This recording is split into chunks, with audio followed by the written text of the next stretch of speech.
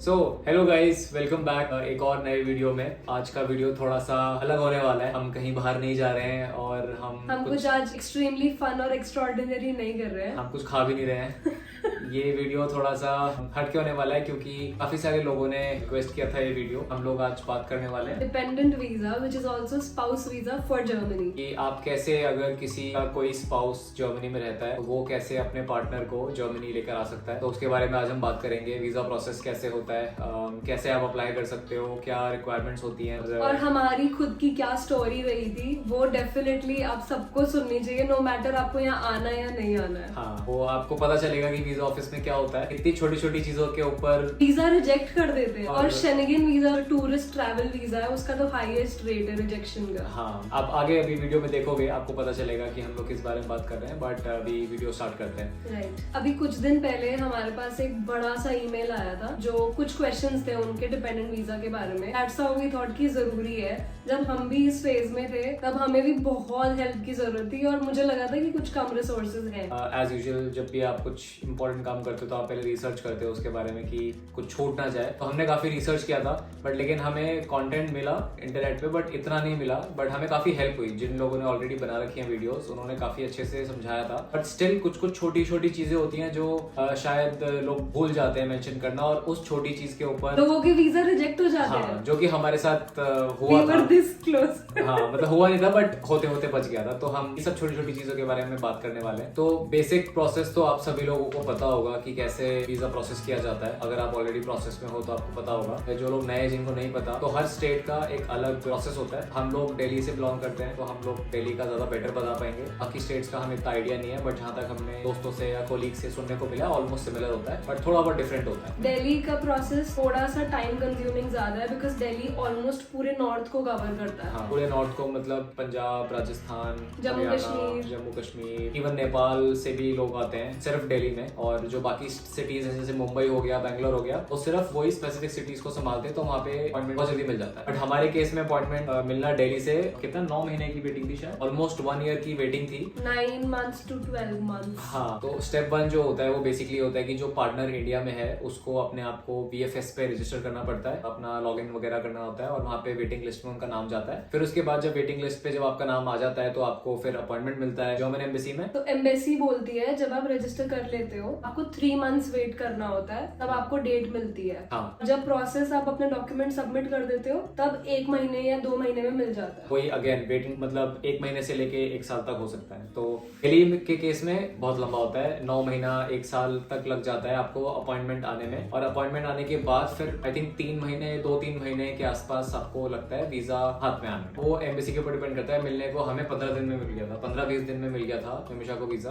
तो टाइम को लेके आई थिंक सबको थोड़ा सा बफर रखना चाहिए 6 महीने से लेके 9 महीने तक का। क्योंकि हमारे साथ तो मजाक ही हो गया था, है ना? हाँ, हमारे साथ ये हुआ था कि हम लोगों को पता नहीं था कि इतना टाइम लगता है दिल्ली में। जब हमारे घर पे बात चल रही थी तो हम लोगों ने प्रोसेस करना भी स्टार्ट किया कि देखते हैं होता कैसे है। तो तब VFS में निमिषा के क्रेडेंशियल्स यूज करके हमने एक आईडी बनाई और फिर मैंने यहाँ पे जर्मनी से उस आईडी को यूज करके वेटिंग लिस्ट में इसका नाम डाल दिया, जस्ट टू चेक कि प्रोसेस होता क्या, मतलब कैसे मिलता है अपॉइंटमेंट। तो फिर जब हमने अप्लाई किया, जब हमारा नाम वेटिंग लिस्ट में गया, उसके बाद कुछ हुआ ही नहीं। तो हमें लगा कि यार, उसके बाद हमें हुआ कि चलो अब इस चीज को छोड़ देते हैं, शायद हमने कुछ गलत किया होगा। हमारी शादी थी नवंबर में और उसके पहले आई थिंक हमने जून में या जुलाई में शायद एप्लीकेशन डाली थी। तो हम ऐसे चेक कर रहे थे। फिर हमारी शादी हुई, शादी होने के बाद हमारे पास कोई ईमेल नहीं आया, कुछ नहीं आया। फिर हमने मेन टाइम बीच में तो हम भूल गए थे कि हमने वेटिंग लिस्ट में अपना नाम डाल रखा है। रिसर्च हमने करी तो हमें पता चला कि दिल्ली में बहुत टाइम लगता है, तो उसको ऐसी एज इट इज छोड़ दो। यूजुअली 9 महीने का वेटिंग टाइम होता है, ये हमें सुनने में आया। तो हमें था कि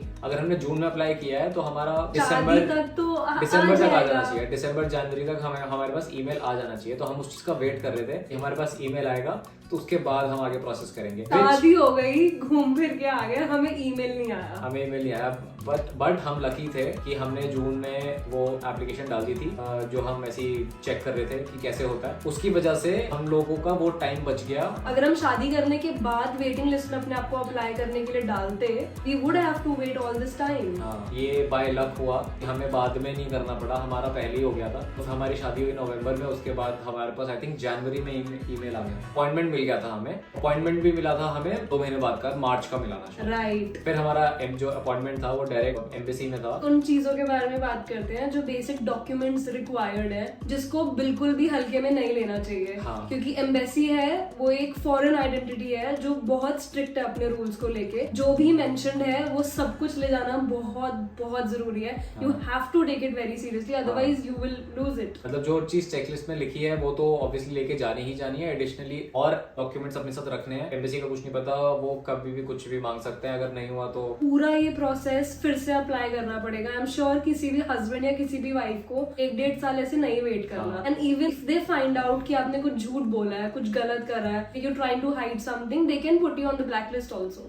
बट अभी हम चेकलिस्ट से स्टार्ट करते हैं। राइट। तो ये जो चेकलिस्ट है ये आप जर्मन एम्बेसी इन इंडिया की वेबसाइट पे देख सकते हो। इसका लिंक हम नीचे डिस्क्रिप्शन में भी डाल देंगे। बट ये हर साल आई थिंक अपडेट होती है, बट ऑलमोस्ट सिमिलर रहती है, कुछ इतना चेंज होता नहीं है। जो फर्स्ट है वो है पासपोर्ट। ऑब्वियसली पासपोर्ट के बिना आप अप्लाई भी नहीं कर सकते। Second is application form, declaration form and contact information form. इतना टेक्निकल नहीं है, बहुत आसान होता है, थोड़ा सा लंबा होता है, बट लेकिन आप ये तीनों फॉर्म को आपको फिल करना है। The next is personal covering letter. जो भी स्पाउस इंडिया में है वो कवर लेटर देता है कि आपका पर्पस क्या है जाने का जर्मनी और आप कितने टाइम रहने वाले हो, सारी चीजें उसमें मेंशन की जाती हैं। The next is questionnaire. उसमें मैरिज से रिलेटेड काफी क्वेश्चंस होते हैं, तो काफी सारे क्वेश्चंस होते हैं, बहुत सिंपल बेसिक क्वेश्चंस होते हैं, वो आपको फॉर्म फिल करना होता है और वो आपको साथ में एम्बेसी में लेके जाना होता है। नेक्स्ट इज आपके और आपके स्पाउस के पासपोर्ट की फोटोकॉपी। अगर बीच में ब्लैंक पेजेस भी है उसको भी मिस आउट नहीं करना है, सारा का सारा फोटोकॉपी करा के लेके जाना है। मोटिव ये होता है कि वो स्टैम्प्स देखना चाहते हैं कि क्या क्या स्टैम्प्स लगे हैं। नेक्स्ट वेरी इंपॉर्टेंट, आपके स्पाउस का रेजिडेंस परमिट, वो तो होना ही चाहिए।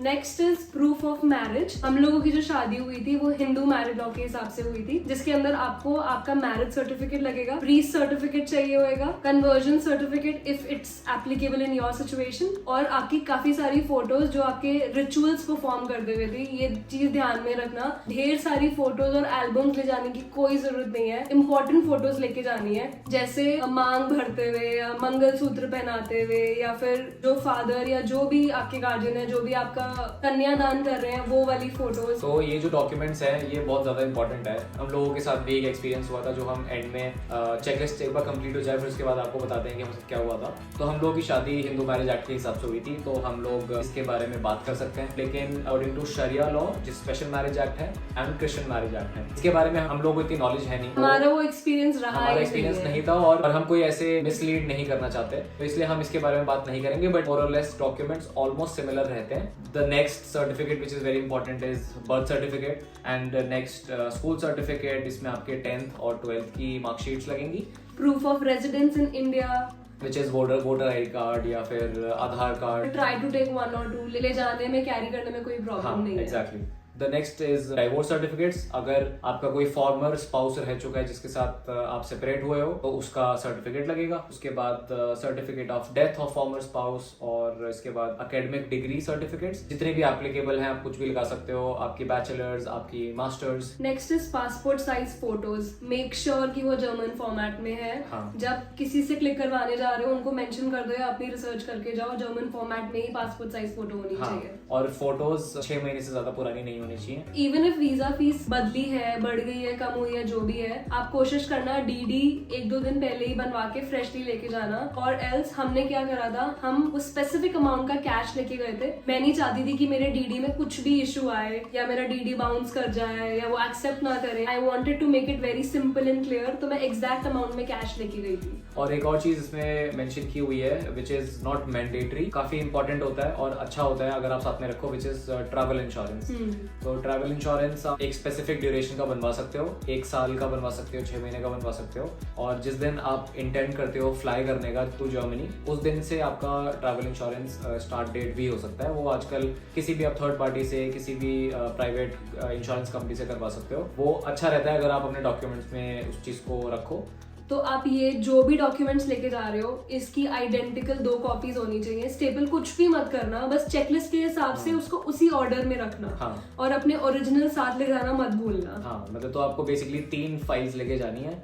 जिसमें 2 फाइल होंगी, 2 आइडेंटिकल फोटो कॉपीज, एकदम सेम टू सेम दोनों होंगी, और third will be your original certificates, क्योंकि वो ओरिजिनल वहाँ पे चेक करते हैं। बिल्कुल। ऑल्सो अगर आपको कुछ लगता है कि आपके कुछ डॉक्यूमेंट्स थोड़े से ऊपर नीचे है, या आपको स्लाइटली ऐसा लग रहा है कि कुछ डॉक्यूमेंट्स की वजह से आपको प्रॉब्लम हो सकता है, तो आप अपनी तरफ से एक नोटरी पे स्टैंप लगवा के लेके जा सकते हो। फॉर एग्जाम्पल, मेरे फादर का सरनेम मेरे कुछ पर्सनल डॉक्यूमेंट्स पे डिफरेंट था, तो इसलिए हम लोगों ने नोटरी से एक एफिडेविट बनवाया था उसका, बट उसका कोई यूज नहीं हुआ, उन्होंने कुछ मांगा नहीं, but still it's good to carry extra documents. तो अब हम बात करते हैं अब हमारी स्टोरी के बारे में, जो हमारे साथ हुआ था एम्बेसी में।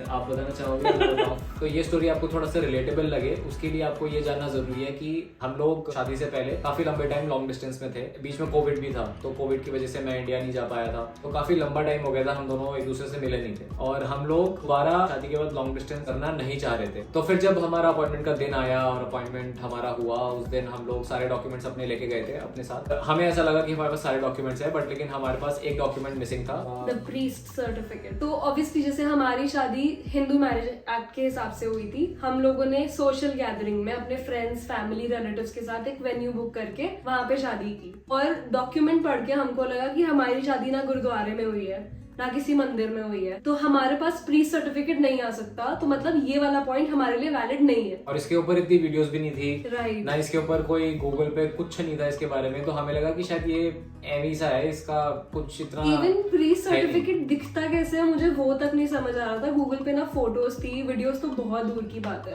तो अपॉइंटमेंट का दिन आया, मैं इतनी सुंदर से अपना सूट वूट पहन के वहां पे गई थी, और आई वॉज वेरी कॉन्फिडेंट। मैं ओवर कॉन्फिडेंट बिल्कुल भी नहीं थी, मुझे पता है वैसी है, और मुझे ये भी पता है कि मेरे सारे डॉक्यूमेंट सच्चे हैं, दे वर ऑन पॉइंट, मेरी पूरी तैयारी थी। तो वहां पे जाके क्या होता है, आपको ऑन टाइम वहां पहुंचना होता है, then they give you a number, आप वहां जाके वेट करते हो, आपका रोल कॉल आता है, वो आपको अंदर बुलाते हैं, छोटे छोटे केबिन्स होते हैं, सामने मिरर होता है, और वो आपसे इंटरेक्ट करते हैं। तो मैं अंदर गई अपनी फाइल्स लेके, तो उन्होंने मुझसे सब कुछ मांगा ऑर्डर में, मैंने सब कुछ आराम से दिया, और वो ना आपसे बहुत ऐसे क्वेश्चंस करते हैं जो मेरे लिए बड़े अटपटे थे, कि तुम्हारे हस्बैंड की पिछली हुई शादी हुई है, उसके बारे में बताओ, तुम्हारे हस्बैंड के और बच्चे जर्मनी में हैं, तो मुझे लगा जब मैं यहाँ पे हूँ तो इसके बच्चे कैसे होंगे वहां पे, ऐसे बहुत सारे सवाल करते हैं। और ये सब पूछते हैं कि हस्बैंड की डेट ऑफ बर्थ बताओ, शादी कब हुई थी, रोका कब हुआ था, एंगेजमेंट कब हुई थी, और आप हनीमून पे कहीं गए हो तो कहाँ गए थे। और हमारे केस में हमारे पासपोर्ट पे मालदीव्स का स्टैम्प भी था, जो मुझे लगता है जिसने हमें बहुत हेल्प करा हो। So all the girls should go out on a trip also. तो हाँ, काफी सारे क्वेश्चंस पूछते हैं जो रिलेटेड होते हैं आपकी शादी को लेके, आप कब मिले, कहाँ पे मिले, वो कुछ भी पूछ सकते हैं आपसे। बेसिकली वो अपनी जॉब कर रहे हैं, उनको वो नहीं चाहते कि कोई ऐसे कुछ फेक मैरिज दिखा के, कोई फ्रॉड करके जर्मनी या कहीं भी दूसरी कंट्री कहीं भी चला जाए। तो वो अपनी तरफ से 100% हर चीज चेक करेंगे, अगर उनको लगेगा ठीक है तो ही वो आगे प्रोसेस करेंगे, वरना वो नहीं करेंगे। अगर छोटी सी चीज होगी तो वो नहीं करेंगे। तो झूठ बोलना तो बिल्कुल अवॉइड करना, don't lie anything in the embassy. हाँ, और डरने की जरूरत नहीं है, क्योंकि सब कुछ क्लियर है, सब कुछ एकदम क्लीन बैकग्राउंड है, सब कुछ सच है, तो फिर उसमें डरने की बात नहीं है। एब्सोल्युटली, इट्स योर राइट, आप अपना हक लेने जा रहे हो, तो डरने की कोई भी बात नहीं है। और वो लोग जो सामने बैठे हैं वो लोग बस अपना काम कर रहे हैं, वो लोग कोई ऐसे भगवान वगैरह नहीं है। हाँ, सो आफ्टर दैट उन्होंने मुझसे मेरी फोटोज मांगी। फोटोज में उन्होंने स्पेशली, मैंने नोटिस करा, वो चेक कर रही थी कि कहाँ पे क्लियरली दिख रहा है कि ध्रुव मेरी मांग भर रहा है, ध्रुव का चेहरा उस फोटो में दिख रहा है कि नहीं दिख रहा, और मंगल सूत्र पहनाते हुए, और काफी सारी फोटोज होती हैं जैसे, और जो हमारे घर में कुछ ऐसे डिफरेंट रिचुअल्स परफॉर्म कर रहे हैं, तो वो भी देखना चाह रही थी कि, और पूछ रही थी ये कैसा रिचुअल है। मैंने कोशिश करी कि मैं ऐसी फोटोज लेके जाऊं जिसमें बहुत सारे लोग भी दिख रहे हो। गैदरिंग में दिख रहे हैं कि बहुत सारे लोग हैं, वो भी अच्छी बात है, ऐसे लगता कि अकेले में छोटी मोटी शादी कर ली, ऐसा नहीं दिख रहा। After my photos were given, he asked me the priest certificate, then I told her कि प्रीस्ट सर्टिफिकेट मेरे सिचुएशन में वैलिड नहीं है, मेरी शादी किसी मंदिर गुरुद्वारा में नहीं हुई थी। तो उन्होंने कहा कि नहीं, प्रीस्ट सर्टिफिकेट तो चाहिए, we would need that. That was the point कि पूरे रूम में ऐसे I felt the heat. She started doing something. जब मैंने उनको मना करा तो मेरे बैक ऑफ द माइंड ये था कि ज्यादा से ज्यादा ये मुझे बोलेंगे कि 1 महीने बाद आ जाना, सबमिट कर देना। तो उन्होंने एक फॉर्म प्रिंट करके निकाला और मुझे बोला कि इस पे साइन कर दो, और बोला कि आपको नई डेट लेनी है, अभी मैं रिजेक्ट कर रही हूँ। उन्होंने बोला रिजेक्ट कर रहे हैं, अब इसको दोबारा अप्लाई करो, नए डॉक्यूमेंट्स लेकर आओ। और तब मुझे लगा कि मैं अफोर्ड ही नहीं कर सकती कि मैं 1 और साल वेट करूं, क्योंकि 1 साल लगता नया अपॉइंटमेंट लेने में, इसीलिए तो मैंने उनको बोला कि मैम मैंने ऑलरेडी 1 साल वेट करा है ऑलमोस्ट। मेरे एक छोटे से डॉक्यूमेंट के लिए आप मुझे फिर से 1 साल वेट करने को बोल रहे हो, आप मुझे दूसरा डेट दे दो, मैं 3 महीने 4 महीने 6 महीने में आ जाऊंगी। But she was very much firm, उन्होंने बहुत क्लियरली मुझे बोला कि मैं नहीं दे सकती। उन्होंने मेरे डॉक्यूमेंट्स बाहर मेरी तरफ कर दिए कि तुम ले जाओ। और ऑब्वियसली उस सिचुएशन में मेरे को काम रहना भी जरूरी था, मैं पैनिक भी नहीं कर सकती थी। लेकिन टू बी ऑनेस्ट मैं बहुत बहुत बहुत ज्यादा डर गई थी, मुझे समझ नहीं आ रहा था कि मैं नेक्स्ट क्या बोलूं। I was literally using the word please ma'am, आप कंसिडर तो करो, आप मेरी बात समझ क्यों नहीं रहे हो। I took a deep breath and I told her कि मुझे आप अपने किसी सीनियर से एक बार बात करवा दो, मैं अपनी सिचुएशन में अपना केस उनसे एक बार डिस्कस कर लेती हूँ। क्योंकि मेरे पास मेरा मैरिज सर्टिफिकेट है, मेरे पासपोर्ट पे मेरे सारे स्टैम्प्स लगे हुए हैं, मैं अपनी शादी के बाद कहाँ गई थी, मैं अपने हस्बैंड के साथ अभी तक रह रही हूँ, आई हैव द फोटोज, मेरे पास सब कुछ पड़ा है। लेकिन आप एक छोटे से डॉक्यूमेंट की वजह से आप रिजेक्ट तो नहीं कर सकते। तो उन्होंने कॉल वॉल करा, किसी से बात करी, इवेंचुअली उन्होंने मुझे मना ही कर दिया कि मैं कुछ नहीं कर सकती ma'am, you have to go. I told her आप मुझे 1 घंटा दो, मैं वापस आके आपको अपना सर्टिफिकेट सबमिट करती हूँ। मुझे ना सुनना नहीं था बस उस वक्त, मुझे था तो मुझे I wanted some time to borrow, मैं बाहर से सोच के जवाब दे दूंगी मुझे क्या करना है, मैं कोशिश तो करूँ कम से कम। उन्होंने मुझे बोला कि ठीक है तुम 1 घंटा लो, मुझे 1 घंटे बाद यहीं आके तुम मना करोगी कि नहीं है, मुझे इन्फॉर्म करके जाओगी। तो मैं भाग के बाहर गई, मेरे मम्मी पापा बाहर वेट कर रहे थे, उन्हें लगा हो गया बच्ची आ गई। मैं वहां जाके बोल रही हूँ आप फटाफट गाड़ी चलाओ, I want to go back and we have to think of the certificate नहीं है, वो कैंसिल कर रही हैं। तो हम on the way we were on calls, मैं अपने पंडित जी को फोन कर रही हूँ, पंडित जी मेरे को प्री सर्टिफिकेट चाहिए। वो कह रहे हैं there is no such thing, हमें तो पता ही नहीं है, ये आज तक किसी ने बनवाया नहीं है। तो मेरी सिस्टर से मैंने हेल्प ली, वो नोटरी ऑफिस गए, हमने वहाँ पे जो लॉयर्स होते हैं हमने उनको बोला कि we want a pre certificate, आप बना दो। वो एडवोकेट्स बोल रहे हैं ये कोई बात ही नहीं है, हमें तो पता ही नहीं है सर्टिफिकेट दिखता कैसे है, ड्राफ्ट ही नहीं पता था कि होता कैसे है, बनता कैसे। उसने फिर मुझे कॉल किया, सुबह सुबह मैं ऑलमोस्ट उठ ही रहा था। तो ये सब सुन के तो मेरे को एकदम से ऐसी आंख खुल गई। मैं दोस्तों को फोन कर रहा हूँ, कह रहे हैं भाई हमारे साथ तो कुछ ऐसा कुछ हुआ नहीं है। उनको एक पेपर चाहिए होता है जिसपे लेटर हेड होता है, आपके पंडित जी से रिलेटेड होता है, उनके मंदिर से रिलेटेड होता है, and they want a stamp and signature. I luck मैं कहूंगी कि मुझे उस वक्त पंडित जी भी एक्सेसिबल मेरे शादी वाले मिल गए थे। उनका आधार मिल गया था, वो घर के पास ही रहते थे, तो वो तो लक वाली बात है कि वहाँ पे थे। राइट। और लेटर हेड पे फिर मैंने उनका सिग्नेचर लिया। उस 1 घंटे में मैं एम्बेसी से वापस मेहरौली आई, मेहरौली से वापस लेटर हेड लेके मैंने नोटरी का स्टैम्प लगवाया और विद इन 1 आवर मैं ये सब लेके वापस गई। बाय चांस मेरे को दूसरे काउंटर पे भेज दिया। तो मेरे सारे डॉक्यूमेंट सबमिट हो गए।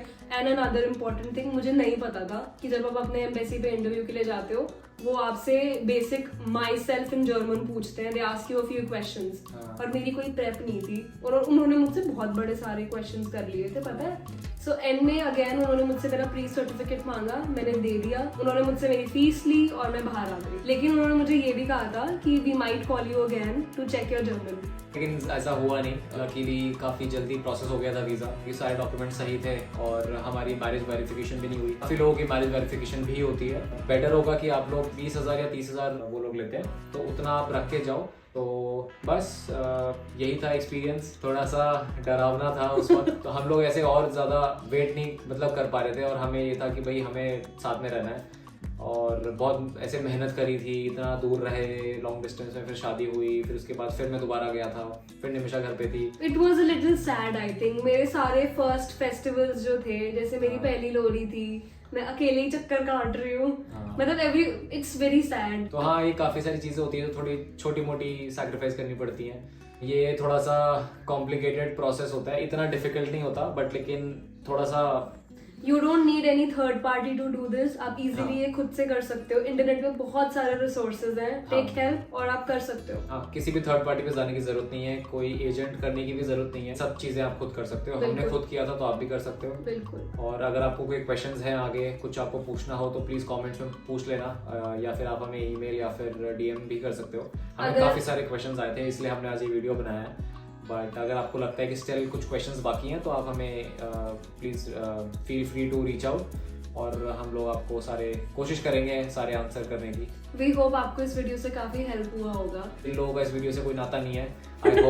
वी होप आप लोगों को थोड़ा सा लगा होगा कि हाँ ये कैसे प्रोसेस होता है, हमको ये दिखेगा कि हमने कितनी जद्दोजहद करी है। या फिर ये वीडियो आज के लिए इतना ही। हमने थोड़ा इसको शायद आई थिंक ये वीडियो थोड़ा लंबा हो गया बट लेकिन इन्फॉर्मेटिव वीडियो था। और लाइक करना मत भूलना वीडियो पसंद आया, और जो लोग चैनल पे नए हैं प्लीज़ सब्सक्राइब कर दो और कमेंट करना। तो जो नेक्स्ट वीडियो आने वाला है वो एक अच्छा वीडियो आने वाला है, क्योंकि हम लोग एक ट्रिप पे जा रहे हैं। तो ये पता करने के लिए कि हम कहाँ जा रहे हैं, हमारी अगली वीडियो जरूर देख लेना। किसी को अगर देखना है रियल टाइम में कि हम लोग कहाँ जा रहे हैं तो हमें इंस्टाग्राम पे फॉलो कर सकते हो। और इसके अलावा बस इतना ही था वीडियो आज का। वी होप आप लोगों को अच्छा लगा होगा। तब तक के लिए मिलते हैं फिर एक नेक्स्ट वीडियो में। बाय।